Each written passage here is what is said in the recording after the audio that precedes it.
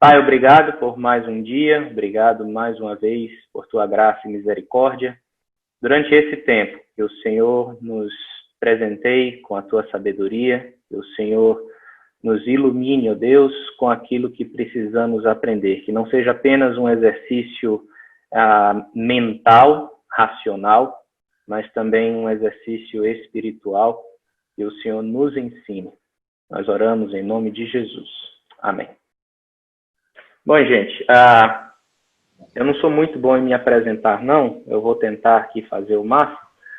Mas meu nome é Eliezer, eu sou casado com a Jaqueline há 13 anos. Mês que vem eu faço 14 anos. Não, esse mês eu faço 14 anos, e minha esposa não ouça isso. Mas eu fui pastor no sertão da Bahia por 5 anos. Fui missionário de missões nacionais de Convenção Batista Brasileira em Minas Gerais por 4 anos e fui professor do Seminário Palavra da Vida de Recife por 2 anos.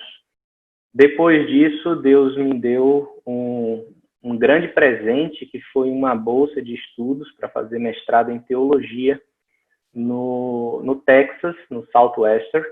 E foi lá que eu conheci o Jefferson, o Danilo, e foi aí que a gente começou a ouvir o que o Jefferson já tinha compartilhado com outros a respeito do sonho do Hikma de começar, de colocar em prática, né, uma instituição de estudo, de reflexão teológica e missiológica. Tá certo? Jefferson, eu não sei se você quer comentar um pouco a respeito eu acho que seria interessante você fazer um comentário rápido. Qual é a expectativa? Qual é a expectativa que todos nós criamos uma expectativa quando nos inscrevemos nesse curso?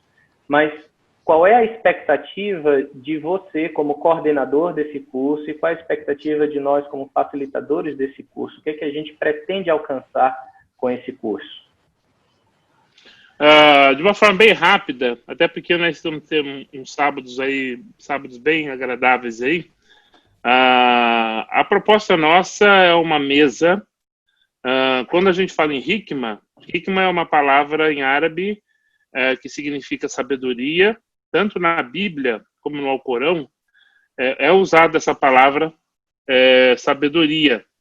Mas é óbvio que o ponto de partida foi a Hikma dentro do princípio bíblico e nasceu em 2018 uma conversa com um scholar de Islã nos Estados Unidos, onde eu fiz o meu PhD, na mesma instituição do Eliezer e com o Danilo, de desenvolvermos algo em que fosse uma organização que tem que ter o seu registro, as documentações, mas uma mesa. A gente acredita muito nessa conversa, nesse encontro. Nós acreditamos que quando falamos de povos, e esse assunto específico dos muçulmanos, é preciso dar rosto para isso.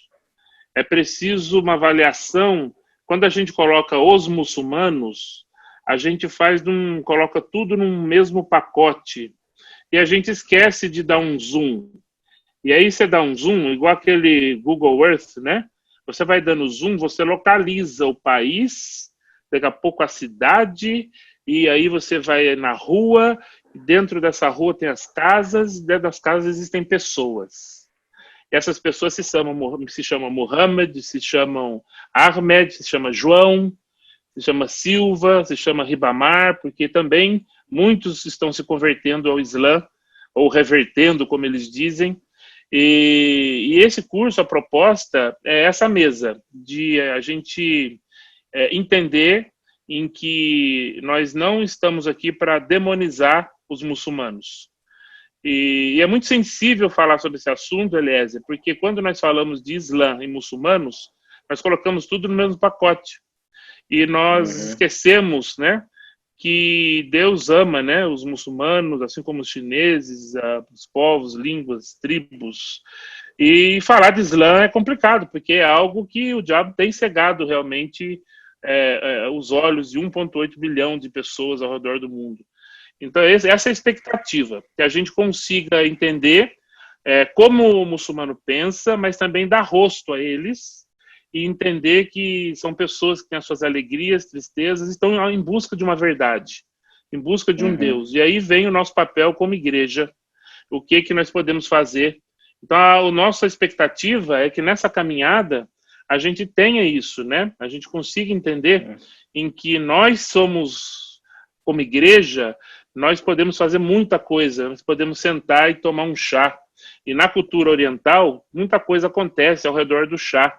No Marrocos existe aquela chaleirinha em que eles fazem o chá, que chama barad. Aí eu digo que as coisas acontecem ao redor do barad. Assim como em João 4, as coisas aconteceram inicialmente ao redor de um poço, né? Então essa é a nossa expectativa, Elias. Tá? Sim. Isso que você falou é muito importante, que está bem relacionado ao que eu ia comentar agora, que as ferramentas que nós estamos compartilhando e o conhecimento que nós vamos adquirindo aqui durante esse curso e em outros cursos, não importa qual seja a religião que estamos estudando, elas existem com o propósito de ganhar a pessoa para Cristo e não ganhar a discussão. E essa é uma das coisas que eu mais tenho, dos momentos da minha vida que eu mais tenho vergonha, mas que ao mesmo tempo me faz manter os pés no chão sempre. Eu sempre fui dessa área da academia, de estudar, então, de saber o significado de palavras e tal, e a apologética e ganhar discussões. E um dia eu estava num treinamento, eu era seminarista já. Não, eu era professor do seminário já. E nós fomos sair para um evangelismo ao ar livre, no sertão de Pernambuco. E lá parou do lado um rapaz que ele era testemunha de Jeová. E durante a nossa conversa, ele começou abordando alguns dos meus alunos, e como eles não tinham treinamento para isso, então me chamaram e eu fui. Quando me chamaram, eu já estufei o peito e já fui, né? E o que aconteceu, para minha vergonha, é que eu, com todas as ferramentas que eu tinha, eu destruí a fé daquele rapaz. Eu mostrei para ele que o que ele cria levava ele ao inferno. Eu só esqueci de mostrar para ele o caminho que leva ao céu. Então, eu lembro disso e eu conto essa história constantemente para me lembrar de que o nosso principal objetivo aqui é ganhar a pessoa para Cristo. E não ganhar a discussão. E não ganhar o argumento. É entender isso que o Jefferson falou, é entender quem é a pessoa, é respeitar a cultura dele, é entender o coração dele, é entender que isso que ele creu, a vida em isso que ele crê no Islã, ou que ele acabou de se converter do Islã, a se render aos pés de Jesus, ele foi ensinado e doutrinado durante a vida toda, e não é uma coisa simples. Né? Um exercício muito interessante que eu gosto de fazer é, imagine se hoje você... vamos fazer o seguinte, imagine se agora você entendesse que tudo que você aprendeu sobre cristianismo... Bom, meus pais são pastores, meus avós, tio, minha família toda é de pastor. Imagina se tudo que eu aprendi, que você aprendeu sobre o cristianismo fosse mentira. Como é que você se sentiria? Basicamente, esse é o sentimento do muçulmano quando nós vamos conversar com ele. Sabe? É um choque muito grande. Então, essa parte inicial ela é importante porque ela nos lembra que o propósito do curso é entender e ser veículo de graça para ele. E não destruir a fé ou e não ganhar o argumento em si. Então, a primeira coisa que a gente precisa comentar e precisa trabalhar aqui é sobre comunicação. Porque, às vezes, o que nós comunicamos para o muçulmano ou aquele que se converteu do Islã não é aquilo que ele entende. Comunicação, eu vi uma definição uma vez bem interessante. Comunicação é imprimir na mente da pessoa exatamente aquilo que está na sua mente. Não é como a definição uma outra definição que eu vi sobre a educação brasileira do século XX, que é a arte de passar o conteúdo do caderno do professor para o caderno do aluno sem passar pelo cérebro de nenhum dos dois.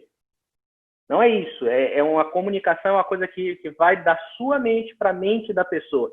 E se a pessoa consegue entender exatamente o conceito que você tem, aí então você comunicou. Então, vamos fazer um exercício bem interessante. Eu sou do Nordeste, dá para perceber pelo sotaque. Fizeram lá no Nordeste um exercício, pegaram 4 ilustradores e pediram para eles a seguinte tarefa. Desenhe um pé de cana. O primeiro desenhou isso aqui. O segundo ilustrador desenhou um pé de cana. O pé de cana, para ele, já é uma coisa totalmente diferente. O terceiro desenhou um pé de cana. E o quarto entendeu errado o pedido e desenhou alguém que pede cana. Então, quando a gente fala de comunicação, é algo que nós precisamos prestar bastante atenção na mensagem que comunicamos. Claro que primeiro, os próximos também vão falar isso, a primeira coisa que nós precisamos fazer antes de comunicar o Evangelho é conquistar o direito de ser ouvido. Não adianta você ter a mensagem se ninguém vai querer te ouvir. Então, você primeiro tem que conquistar esse direito. Então, você desenvolve a mensagem. Na hora da mensagem, a comunicação ela é importante, porque às vezes o que para você é óbvio, para o outro não é. Às vezes, aquilo que para nós cristãos, de background cristão, de histórico cristão, é óbvio, para o muçulmano, para a mente dele, não é uma coisa totalmente absurda. Como, por exemplo, a gente vai ver mais à frente, a doutrina da Trindade. Falar de Trindade para o muçulmano é uma coisa completamente absurda. Por quê? Por causa de um termo. Um termo que, para eles, na cabeça deles, que eles assim foram ensinados, significa em unidade matemática. Quando que no hebraico, esse termo significa único, incomparável, não tem ninguém igual a ele. Então, o que para nós parece ser óbvio, para os outros não é. Então, tem até uma história sobre isso. Foi alguns fracassos do campo missionário por falta de comunicação. Histórias que alguns de vocês já devem até ter ouvido. Do missionário que plantou uma igreja na África, ali nas regiões do Quênia, mais ou menos, e o que aconteceu? Ele plantou a igreja e um homem se converteu e queria fazer parte da igreja. E o missionário disse que ele não poderia fazer parte da igreja porque ele tinha 9 esposas. E deixou somente por isso. Aí, na semana seguinte, ele voltou feliz e satisfeito, dizendo que agora ele poderia fazer parte da igreja. Ele matou 8 delas. Agora ele só tem uma esposa. Para nós, falar, por exemplo, de poligamia, não tem necessidade. É uma coisa óbvia para a gente. Para outras culturas, não. Ou como, por exemplo, um caso que eu acho até mais drástico foi o caso de um diácono de uma igreja africana que no dia 31... Aí já está tudo errado a partir daí, né? No dia 31 de dezembro, culto de Ano Novo, estava o diácono na igreja africana, calor maravilhoso da África, vestido de paletó e gravata. Lá estava ele ajoelhado, entregando e consagrando sua vida a Jesus, o novo ano a Jesus. E na manhã seguinte, lá vai ele levar o filho dele para o feiticeiro da cidade para tentar curá-lo. Ele sabia que estava traindo a Cristo, ele sabia que estava traindo sua igreja, sabia que estava traindo sua comunidade, mas ainda assim ele levou. E quando perguntaram à esposa dele o porquê disso, ela falou assim, olha, não é que a mensagem, não é que o evangelho chegou até nós errado. Ele chegou até nós incompleto. Porque para nós, naquela cultura específica, havia uma doutrina de que a imortalidade era garantida desde que houvesse uma linhagem de filhos homens que pudessem carregar a sua linhagem. Ou seja, o filho dele era a garantia da imortalidade dele e de seus antepassados. Se isso acontecesse com a filha, provavelmente ele não estaria fazendo aquilo. Faltou comunicar a parte de que a imortalidade não é garantida pelo que podemos fazer, mas pelo que Jesus já fez na cruz. Faltou essa parte. Então, assim, comunicação é algo muito, muito importante, porque aquilo que para nós parece óbvio, para eles não é tão óbvio. Tá certo? Então, essa parte, ela é importante. O que na nossa mente é uma coisa, a mente deles é um formato, é completamente diferente. Eu não sei se alguém aqui sabe como é que funciona os números binários na matemática, mas é quando você chega para uma pessoa e diz assim, você chega para alguém e diz assim, quanto é que é 1 mais 1? 1 mais 1 é quanto? Nossa resposta tradicional é essa. Por quê? Porque nós fomos formatados em base 10. Nós fomos formatados, nossa mente foi formatada a termos números que vão de 0 até 9. E quando você está com 9 e adiciona mais 1, você zera a unidade e acrescenta 1 na dezena. Mas se você faz isso aqui em números binários, em matemática de computador, por exemplo, 1 mais 1 é igual a 10. E quando você olha isso, você diz assim, mas não faz sentido nenhum. Não, existe uma razão. E 1 mais 1 na base 2 é igual a 10. Mas você precisa de um treinamento, você precisa ter lições, aprender um pouco mais isso, como eu tive que aprender isso, para então poder entender, agora faz sentido porque 1 mais 1 é igual a 10. Da mesma forma, esse camaradinho aqui. Você não pode simplesmente pegar o que está na sua mente e transferir para a cabeça dele e simplesmente falar, porque isso não faz o menor sentido. Entender a mente do muçulmano é tão importante quanto comunicar o evangelho. Tá certo? Então, essa primeira parte do nosso curso, ela tem esse propósito de nos alertar e que você preste atenção nos nossos encontros seguintes, de que o que estará sendo compartilhado é como eles foram ensinados e é como eles enxergam o mundo. E isso é importante para saber como você vai interagir com muçulmanos, como você vai interagir com pessoas que vieram do Islã, porque é aquela velha história, né? Pegar uma pessoa que se converteu do Islã e agora é cristão. Foi a mesma história do povo de Israel, né? Tirar Israel do Egito foi relativamente fácil. Foram 10 pragas, foram milagres, foram coisas extraordinárias, mas isso foi fácil. O difícil foi tirar o Egito de Israel. Essa parte, ela é extremamente difícil, porque, de novo, ele foi doutrinado isso a vida inteira. Não é da noite para o dia que você vai convencê-lo de que não é verdade. Gente, isso é muito forte. É mentira. Isso é forte demais para ele. Isso seria forte para nós, se você ouvisse isso. Isso é forte. Então, precisamos ter essa sensibilidade. Então, preste atenção nisso.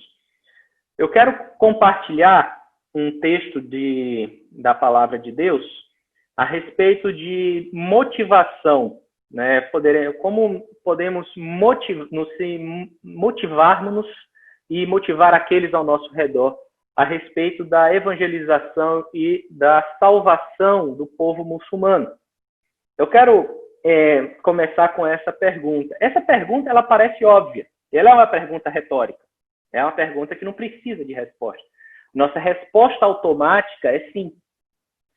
Mas o texto que vem à minha mente quando eu penso nisso, ele está... a pergunta subsequente a essa é que é a pergunta que deve nos incomodar. Eu quero conversar um pouco sobre o livro de Jonas. O livro do profeta Jonas é um livro interessante. Eu acho ele... tem horas que eu acho cômico, tem horas que eu acho trágico, tem horas que eu olho para Jonas e eu falo assim, o que esse cara está fazendo, gente? Então, eu quero de maneira bem resumida e rápida, que o propósito aqui não é fazer uma análise profunda do livro de Jonas, eu quero fazer uma análise rápida a respeito dos personagens do livro de Jonas. Apenas para mostrar uma comparação desses personagens. São, basicamente, você tem Deus como personagem do livro, você tem os marinheiros, que estão no capítulo 1, você tem Nínive, que está no capítulo 3, o capítulo 2 é basicamente a oração de Jonas dentro do grande peixe, você tem o capítulo 3, que é a descrição de Nínive, do que era, e o capítulo 4, que é a briga de Jonas com Deus. Tá certo? Então, no capítulo 1, eu queria primeiro começar destacando os marinheiros. O termo no texto é homens do mar. São homens do mar, homens que vivem do mar. Eles trabalhavam em embarcações tanto para pesca quanto para transporte. Se você olhar, se você quiser abrir, manter sua Bíblia aberta em Jonas 1, isso vai te ajudar, tá? Se você olhar o verso 4, você vai ver que quem é que são esses quatro, eu acrescentaria aqui, deixa eu só acrescentar isso aqui. Aqui, como homens religiosos, eu acrescentaria o 1,4 também. Você vai ver que quando Deus fez soprar um forte vento a ponto do mar se arrebentar, a ponto do barco estar prestes a se arrebentar, os homens, os marinheiros, os homens do mar, eles ficaram com medo e cada um clamava pelo seu Deus. Então, a primeira característica deles é que eles eram religiosos. Bom, naquela época era muito difícil você ter um ateu, tá certo? Nós estamos falando de uma época antes de Cristo. Essa ideia de duvidar da existência de Deus, isso veio depois do século XIX, com o Iluminismo, ganhou a sua força nisso. Mas nessa época, e principalmente esse povo aqui, era muito difícil você ter algum não religioso, vamos dizer assim. Mas a ideia de homens religiosos aqui é diferente, não é aquela... Sabe aquela divisão entre... Vamos dizer agora assim, né? Evangélico praticante e evangélico não praticante. Quando você vir em textos, narrativas como essa de Jonas, ressaltando que são homens religiosos, esses são homens praticantes, eles eram devotos. E cada um tinha seu Deus. Eles eram devotos dos seus deuses. Eles buscavam não viver a sua vida para agradar a seus deuses. Tá certo? Essa é a ideia de religioso aqui. Tá? Então, o verso 5 diz que quando eles viram como é que estava a tempestade, eles ficaram com medo e cada um clamava a seu próprio Deus. Eles tentaram de todas as formas. Os versos seguintes vão mostrando que eles tentaram de todas as formas sobreviver. Primeira forma foi aliviar a carga. Então, vamos tentar os métodos. Vamos aliviar o peso. Funcionou? Não funcionou.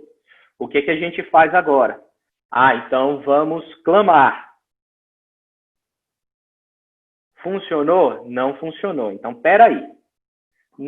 Naquela época, havia uma crença de que se algo dentro da capacidade humana de ser feito estava sendo feito e o resultado continuava sendo o mesmo, então alguém era responsável por atrair a ira de um Deus sobre si e sobre os outros. Então, por isso é que teve no verso 7 aquela história de vamos lançar sortes. Por que vamos lançar sortes? Vamos fazer um sorteio. Quem cair provavelmente vai ser o culpado. E aí vem a parte que para mim eu acho interessante. Verso 7 diz que eles lançaram sortes e o sorteado foi Jonas. Quando Jonas foi sorteado, a pergunta que eles fizeram foi no verso 8, diz assim, quem é o responsável sobre dessa calamidade? Qual é a sua profissão? De onde você vem? Qual é a sua terra? E a que povo você pertence? Aí olha a resposta de Jonas. Ele responde, o povo dele, eu sou hebreu, adorador do Senhor. Está vendo que Senhor aí na sua Bíblia está escrito com letras maiúsculas? Sempre que você vir no Antigo Testamento essa expressão, Senhor, com letras maiúsculas, isso não é um título, tá certo? Isso é, em hebraico, é essa expressão aqui. É a tradução para essa expressão, que nós traduzimos como... Opa, desculpa. Não, está errado.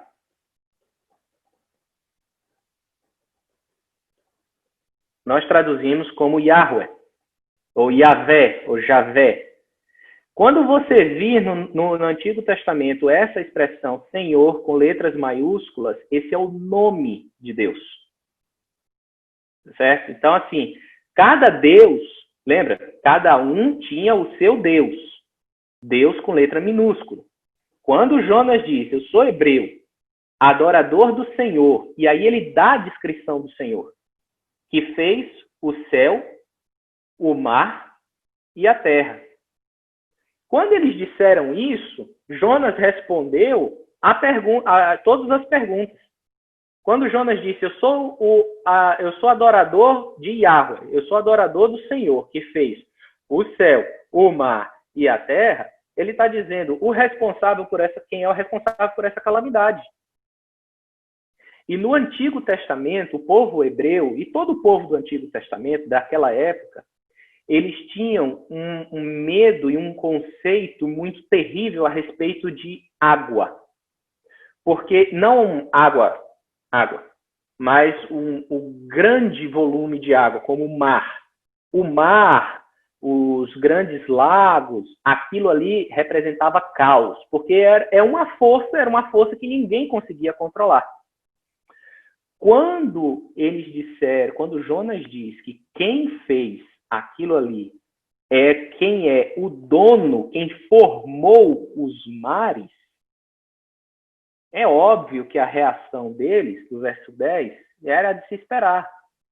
Eles ficaram apavorados. Por quê? Ninguém consegue controlar o mar. Você está me dizendo que o cara que está causando tudo isso foi quem criou o mar. Até então não havia nenhum Deus conseguia controlar o mar. Mas quando eles souberam que Yahweh era quem tinha criado o mar, eles ficaram apavorados. Por quê? Porque eu até agora, meu Deus, nunca conseguiu controlar o mar. Como que eu posso fazer para aplacar a ira desse Deus? Então Jonas vai e diz assim, não, me joguem no mar. Não vamos jogar, o capítulo continua, não vamos jogar, e aí, porque não queremos ser responsáveis pela sua morte, e a tempestade piorando e piorando, até que eles resolvem jogar Jonas no mar. Quando jogaram Jonas no mar, verso 15, o mar se aquietou. Esse foi o momento mais desesperador para esses homens.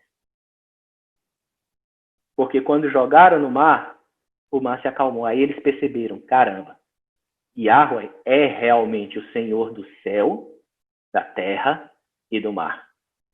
E o que eles fizeram?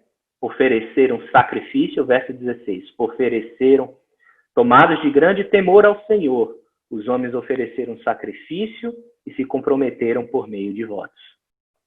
Ou seja, uma tempestade foi o suficiente para causar o arrependimento desse povo, desses homens do mar. Uma tempestade, um evento, um encontro, um momento, um testemunho, por pior que tenha sido do Jonas, um testemunho foi o suficiente para o arrependimento desses homens. Eu acho isso interessante porque esse padrão ele é espelhado também em Nínive. Tá certo? Se você... essa aula está sendo gravada, depois, se você não conseguir anotar tudo, depois a gente pode providenciar, tá certo? Uma cópia disso aqui, tá? Vamos seguir, vamos conversar agora sobre o que acontece depois. Jonas é jogado no mar, uma criatura do mar o devora, tá certo? E aí ele passa lá um tempo dentro da barriga dessa criatura. Aí então ele chega em Nínive, capítulo 3. Quando ele chega em Nínive, assim que ele é jogado em Nínive, ele é jogado no mar, então a palavra de Deus vem a ele e ele vai a Nínive. Então ele chega em Nínive e Deus diz assim, no capítulo 3, verso 2, vá para Nínive, pregue contra aquela cidade a mensagem que eu lhe darei. A mesma coisa que ele diz no capítulo 1, verso 1. Então, ou seja, Deus está dando uma segunda chance para Jonas. Aí ele chega em Nínive. Quais são as descrições do povo de Nínive?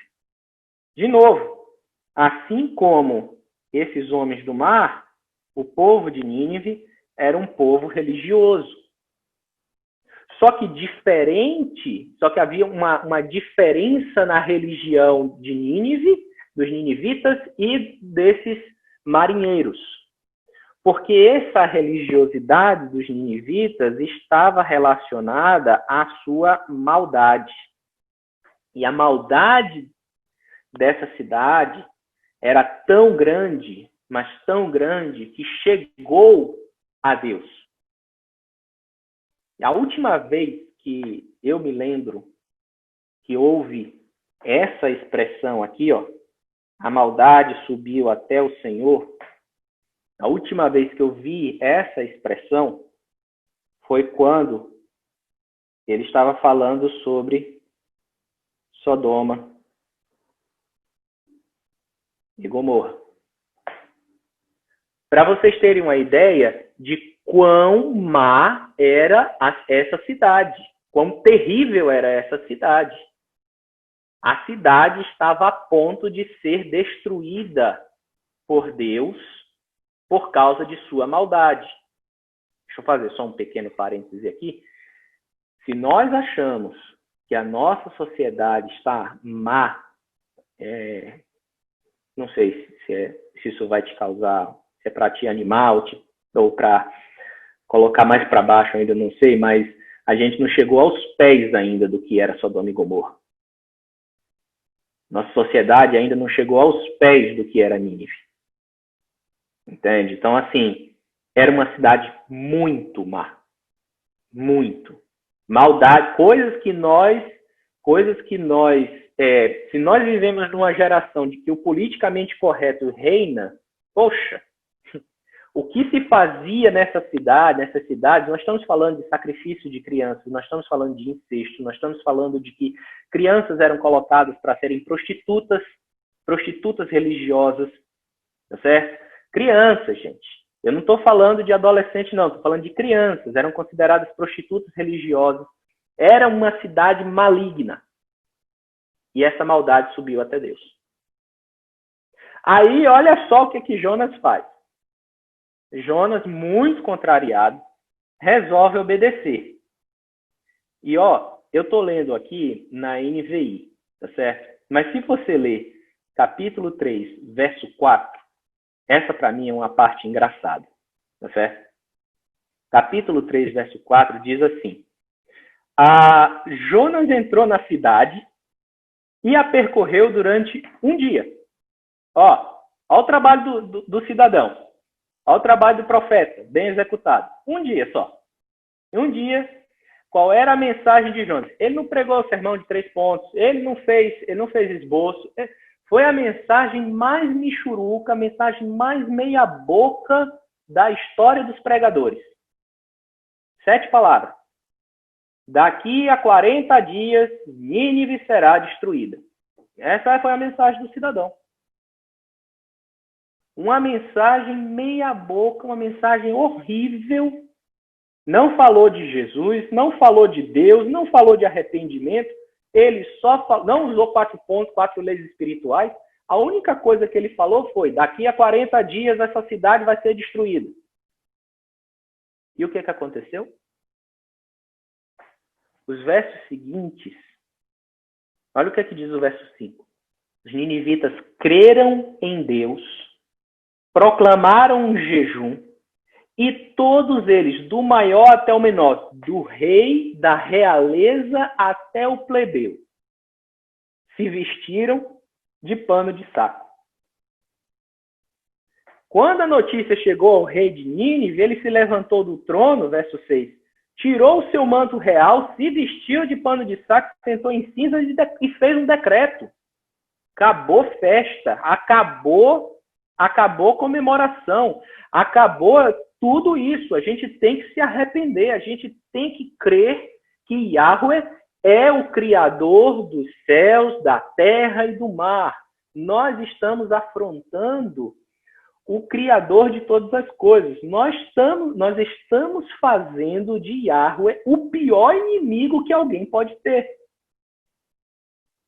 E essa é uma parte muito interessante. O Deus verdadeiro, ele nos ama profundamente. A gente está vendo isso. Mas não existe aquele meio termo, né?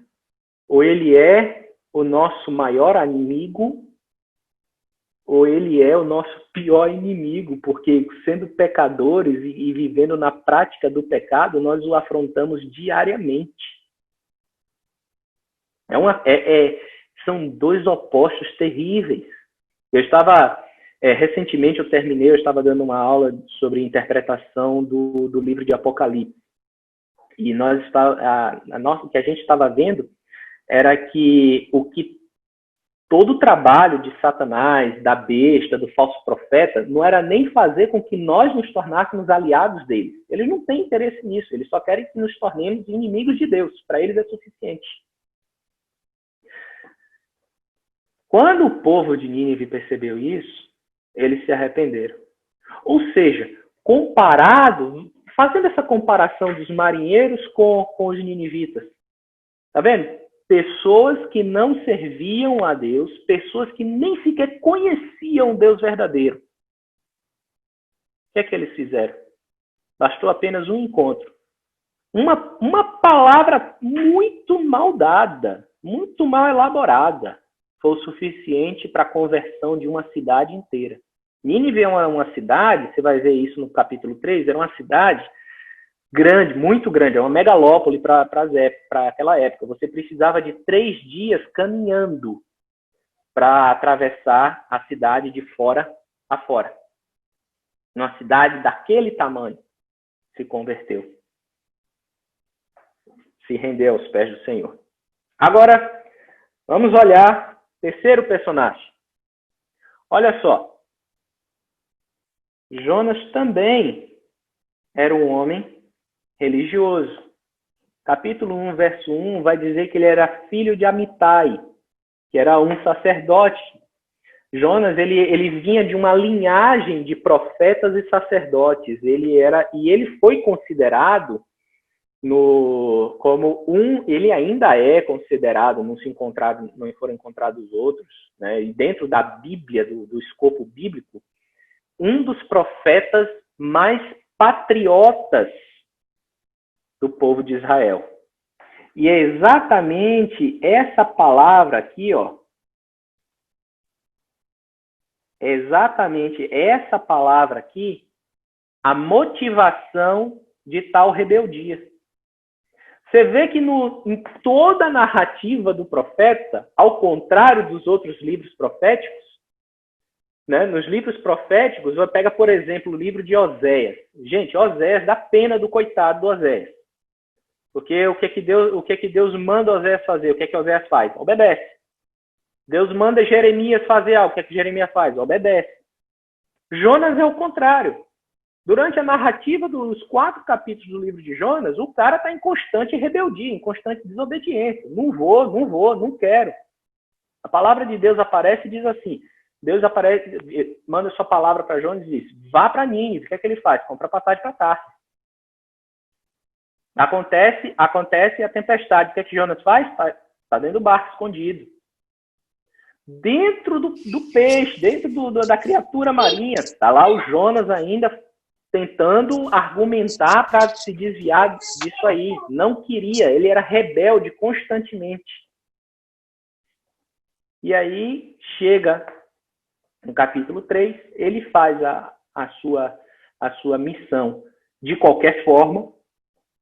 E no final do capítulo 3, no verso 10, está escrito que, tendo em vista o que eles fizeram, os ninivitas fizeram, e como abandonaram os seus maus caminhos, Deus se arrependeu. Aqui não é a questão, não vamos entrar nessa questão, mas de maneira bem rápida, Deus virou as costas, tá certo? Ele não mudou de ideia, ele só virou, a ideia de virar as costas para esse plano e não destruiu como os tinha ameaçado, não destruiu a cidade de Nínive. Então, por que é que Jonas ele estava rebelde durante todo esse tempo? A resposta está no capítulo 4. Olha o que Jonas diz. No verso 1, Jonas diz assim, Jonas ficou muito irado. E olha a oração de Jonas. Olha a oração de Jonas para com Deus. Olha o que ele falou para Deus. Não foi isso, Deus. Não foi isso, Senhor, que eu disse quando eu ainda estava em casa. Essa é uma parte que não está no relato. Mas isso aqui nos mostra que quando Deus enviou a sua mensagem para Jonas, a sua primeira reação foi não, obviamente não. Não foi isso que eu te disse quando ainda estava em casa. Foi por isso que eu me apressei a ir fugir para Tarsis. Por quê? Porque eu sei que o Senhor é Deus misericordioso e compassivo e paciente e cheio de amor e que promete castigar e depois se arrepende. Eu sei que o Senhor tinha interesse em salvar esse povo. Eu sei, se você ler depois os relatos, principalmente de reis e crônicas, você vai ver como o Império Assírio, cuja capital era Nínive, como o Império Assírio, ele massacrou o povo de Israel. Obviamente, sendo ferramenta de Deus por causa da idolatria do povo. Mas isso causava um ódio muito grande em Jonas. E Jonas, assim, eu sabia, Deus, eu sabia que esse povo que foi nosso inimigo, que queria a destruição do nosso povo, que nos destruiu, que guerreou contra nós, que matou muita gente que eu amava, gente que eu conhecia, ou gente que era do nosso povo, eu sabia que o Senhor teria misericórdia deles e iria salvá-los. Eu sabia disso.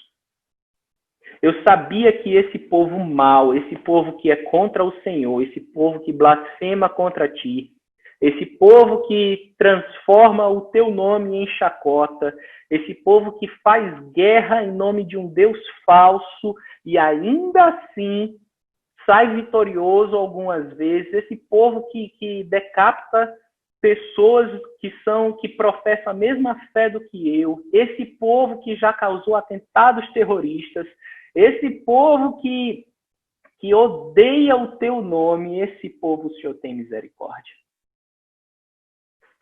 Esse povo que eu não gosto, esse povo que eu tenho informações partidas sobre ele, esse povo que eu coloco todos no mesmo cesto, no mesmo saco, esse povo que explodiu o World Trade Center, esse povo que é contra a Trindade, esse povo o Senhor tem misericórdia. Então, no final, a questão não é se Deus está interessado em salvar o povo muçulmano. A questão não é essa. A questão verdadeira é se nós temos o mesmo interesse de Deus. A questão é se arde no nosso coração a mesma coisa, o mesmo intento de Deus. Geralmente, isso eu falo por mim, tá? Quando eu olho alguém que blasfema o nome de Deus, a minha reação é de julgar, é de julgamento, é que arda no inferno, sabe? Pessoas querendo aprovar leis no nosso país que querem acabar com a liberdade de expressão, que querem acabar com os cultos, querem acabar com os princípios bíblicos, que querem acabar com a família, que esses miseráveis ardam no inferno. Só que eu esqueço que um dia eu já estive nessa posição. E é somente pela graça e a misericórdia de Cristo que eu sou quem sou. A mesma graça que teve poder para me salvar é a mesma graça que tem poder para salvar o Estado Islâmico inteiro. É a mesma graça que tem poder para salvar sheiks, califas, todos os doutrinadores do Islã. A questão não é se Deus tem interesse em salvá-los, se Deus tem interesse em resgatá-los do inferno para a vida eterna. Porque essa questão nós já sabemos qual é a resposta.